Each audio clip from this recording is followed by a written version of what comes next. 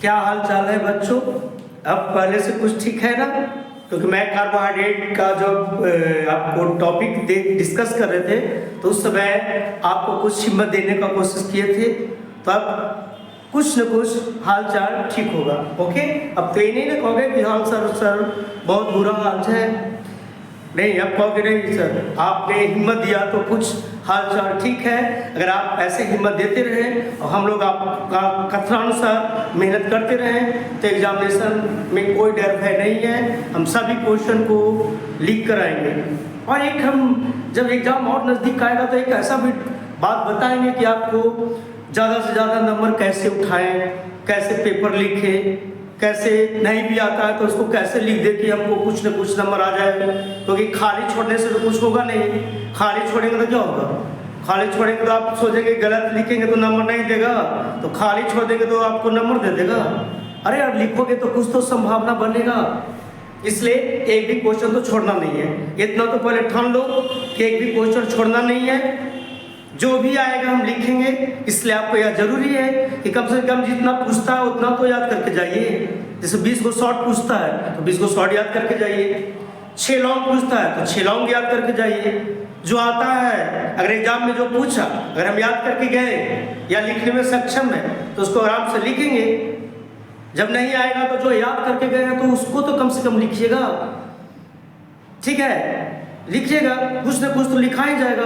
यानी जहाँ पेपर सादा हो रहा है एकदम पूरा आप लिख ही नहीं पा रहे तो आप वहाँ पर कुछ ना कुछ तो लिख दीजिएगा, तो आपको नंबर आने का चांसेस बन जाता है। क्योंकि जब स्टार मार्क दे के आपको पास कर देता है, स्टार लगा के डिवीजन दे देता है, फर्स्ट डिवीजन, तो लिखेंगे तो नहीं देगा, स्टेप मार्किंग देगा।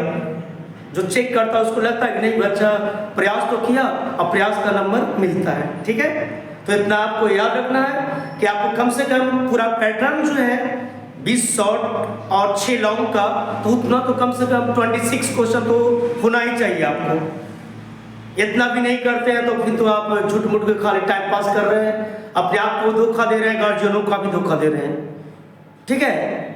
क्योंकि आपको नंबर हर हालत में आपको 80% से ज़्यादा रहेगा तो अच्छा रहेगा, ठीक है? तो सब दिन का एक तरह से एक दिन का नहीं है सर्टिफिकेट का नंबर, सब दिन बोलोगे कि हाँ मेरा इतना नंबर आया, ठीक है? ठीक है, तो उसी संदर्भ में हम एक शॉर्ट क्वेश्चन लेके आए हैं, ठीक है? तो शॉर्ट क्वेश्चन जो कि बहुत इजीली लिखा जाएगा वो बायोकेमिस्ट्री का है। क्योंकि बायोकेमिस्ट्री बहुत लोग तो जानता भी नहीं है कि बायोकेमिस्ट्री भी होता है। टीचर लोग बोल देगा एक आध नंबर का पूछता है, छोड़ो ना इसको। फिर सोचेगा कि मैथ वाला सोचता है कि बायोलॉजी में पढ़ना, तो वैसे ही छोड़ देता है। जबकि आप ऑर्गेनिक रटते रहते हैं ना, जहाँ पर आप बहुत मेहनत करते हो वहाँ से लिखना भी मुश्किल हो जाएगा आपको। आप कहेंगे रिएक्शन नहीं याद होता है, बड़ा बड़ा रिएक्शन रहता है, कुछ रहता है, कार्बोहाइड्रेट, आपको कार्बन कंपाउंड ये सब में देखोगे तो मैथ प्रोप सब के झमेला में पड़ जाएंगे। बहुत लोग सोचेगा कि नाम लिखेला तो लिख ही देंगे, नाम लिखेला कल मैथ प्रोप ये सब जानते हो, जो एग्जाम में पूछा हुआ वो नाम लिखो ना। अभी सेंटर में आया था नाम लिखो, उसका ग्रुप भी नहीं आपको पता चल पाएगा, ठीक है? इसलिए ये सब चक्कर में मत रहो कि यहाँ से ज़्यादा नंबर आता है, यहाँ से कम नंबर आता है। अरे जो होता करो, और उसमें सबसे बायोकेमिस्ट्री में सबसे इजी आपको याद हो जाएगा, 10 नंबर आराम से मिल जाएगा, ठीक है? जहाँ रिएक्शन के चक्कर में लगा हो ना, वहाँ पर तो आपको नंबर भी नहीं आ पाएगा, लिखेंगे तो कुछ ना कुछ गलत ही हो जाएगा। इसलिए आपको एक बेहतरीन बहुत क्वेश्चन है जो 2 नंबर का पूछता है, वो जो बहुत इजीली याद हो जाएगा। ऐसे तो बहुत जगह इधर उधर गेस्ट में देखेंगे, टीचरों का नोट्स में देखेंगे, लगेगा आपका भावे बना देगा, डॉक्टर बना देगा DNA RNA पढ़ाकर। तो आपको नहीं, आपको बहुत सिंपली आप जो देख के छोड़ देते हैं, बायोकेमिस्ट्री देखते हो पेज पर लट देते हो, नहीं आपको आज हम बता रहे हैं DNA RNA में डिफरेंस देखो, आपको इजीली एक बार में याद हो जाएगा। और नहीं तो देखो, ठीक है, जैसे पूछता है एग्जामिनेशन में कि DNA RNA में अंतर लिखे, तो ये 2 नंबर में पूछेगा, अभी थोड़ी करेंगे एकदम पूछ ही देगा, ठीक है? फिर भी याद रहेगा ना जी, याद रहेगा तो अगर पूछ दिया ऑब्जेक्टिव 2 को बन जाएगा, कुछ न कुछ तो पूछ ही देगा DNA RNA से। तो हर साल का क्वेश्चन उठा के देखो 2009 से लेकर अभी तक DNA RNA से कहीं ना कहीं से क्वेश्चन रहता ही है, ठीक है? ठीक है, तो यहाँ पर देखो DNA RNA डिफरेंस, देखो एक तो फुल फॉर्म से आप डिफरेंस लीजिएगा, वो हम लिखे नहीं है लेकिन आप लिख सकते हैं। डीएनए का फुल फॉर्म होता है क्या? Deoxy ribose nucleic acid.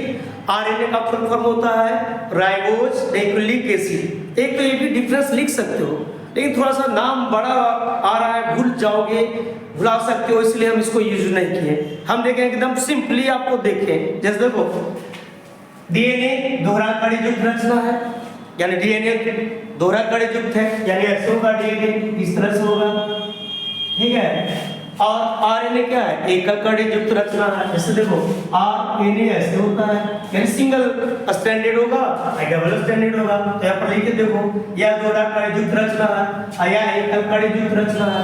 एक डिफरेंस ले लिए। दूसरा है इसमें डीऑक्सीराइबोज, देखो डी माने होता है डीऑक्सीराइबोज, यहाँ पर है डीऑक्सीराइबोज प्रकार का शर्करा पाया जाता है, या डी से ले लिए। यहाँ पर क्या है? राइबोज, आर से राइबोज, यानी राइबोस और डीऑक्सीराइबोस के नाम पर ही इसका नाम पड़ा डीएनए और आरएनए। तो आर से क्या हो जाएगा? राइबोस, या लिखे हैं इसमें राइबोस प्रकार का शर्करा पाया जाता है, ठीक है। फिर अगला डिफरेंस है इसमें यूरासिल क्षार, यानी एक बहुत महत्वपूर्ण जो ये है यूरासिल। तो कभी कभी पूछेगा कि किसमें यूरासिल नहीं पाया जाता है, तो किसमें नहीं पाया जाता है? यूरासिल डीएनए में नहीं पाया जाएगा, आरएनए में थाइमिन क्षार नहीं रहेगा, और यूरासिल में क्या है? आप डीएनए में क्या है? यूरासिल क्षार नहीं रहेगा। डीएनए का कोई प्रकार नहीं होता है, जबकि आरएनए का क्या होता है? 3 प्रकार, जैसे होता है एमआरएनए, टीआरएनए, आरआरएनए, ठीक है। खैर छोड़ो, इसको बायोलॉजी वाला अपडेट जानता होगा कि मैसेंजर आरएनए होता है, राइबोसोमल आरएनए होता है, ट्रांसफर आरएनए होता है, लेकिन मैथ वाला को थोड़ा सा बायो से थोड़ा सा डर लगता है, ठीक है। तो डीएनए का अणु बड़ा होता है, आरएनए का अणु छोटा होता है। इस तरह से आंसर बहुत सिंपली आपको दे सकते हैं। देखो फिर से बता रहे हैं, आरएनए एकल कड़ी युक्त रचना है, डीएनए क्या है? दोहरा कड़ी युक्त रचना है। डीएनए में डीऑक्सीराइबोज रहेगा शर्करा, आरएनए में राइबोज शर्करा रहेगा, ठीक है। आरएनए में थाइमिन नहीं पाया जाएगा, तो डीएनए में क्या है? यूरासिल नहीं पाया जाएगा। आरएनए का अणु छोटा होता है, तो डीएनए अणु का होता है बड़ा होता है। आरएनए का 3 प्रकार होता है और डीएनए का कोई प्रकार नहीं होता है। इस तरह से बहुत सिंपल डिफरेंस है, एक ही बार में याद हो जाएगा। ग्राफ या 2 नंबर आराम से मिल जाएंगे, ठीक है। तो इस तरह से बायोकेमिस्ट्री का 2 क्वेश्चन हम कर दिए। एक कार्बोहाइड्रेट का किए तो वहां पर 2 लॉन्ग हुआ, यहाँ से क्या पूछेगा? शॉर्ट पूछेगा, ठीक है। यहाँ से और भी बनता है डीएनए फिंगरप्रिंटिंग या डीएनए का संरचना, आज तक कभी नहीं पूछा है। तो डीएनए का संरचना का वर्णन करे भी अगर पूछ देगा तो आराम से लिखा जाएगा, ठीक है। तो ये सब हम कभी और वीडियो बनेगा तो डीएनए के संरचना पर बना देंगे, डीएनए अंगुली छाप ही बना देंगे, ठीक है। इस तरह से हम वीडियो के रूप में आपका हेल्प करते रहेंगे। आराम से आप तैयारी करें, कोई दिक्कत नहीं होगा। बस कॉन्फिडेंस को हाई रखो, कोई टेंशन नहीं लो और मेहनत से पढ़ते रहो। Okay, thank you.